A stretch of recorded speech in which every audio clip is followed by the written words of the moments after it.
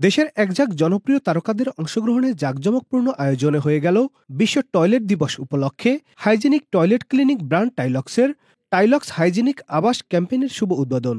মঙ্গলবার রাজধানীর ওয়েস্টিন হোটেলে এক জমকালো পরিবেশে তারকাখচিত অনুষ্ঠানটির আয়োজন করা হয়। অনুষ্ঠানের সবচেয়ে বড় আকর্ষণ রিমার্ক আইল্যান্ডের ডিরেক্টর, ঢাকাই সিনেমার মেগাস্টার শাকিব খান।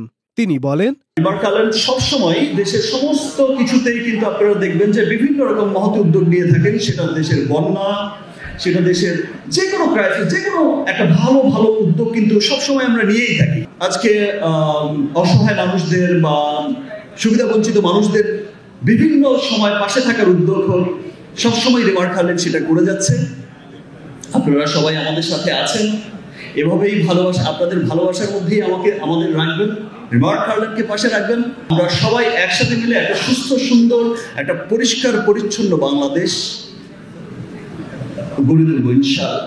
মুখরিত অনুষ্ঠানটিতে তারকাদের মধ্যে উপস্থিত ছিলেন জনপ্রিয় চিত্রনায়ক ও টাইলক্সের ব্র্যান্ড অ্যাম্বাসেডর সিয়াম আহমেদ, অপি করিম, বিদ্যা সিনামিম, পূজা চেরি, কণাসহ জনপ্রিয় সঙ্গীতশিল্পী প্রীতম হাসান এবং সিনেমা ও সঙ্গীত জগতের আরও অনেক বিখ্যাত তারকাগণ। Nadim Hasan, channel I.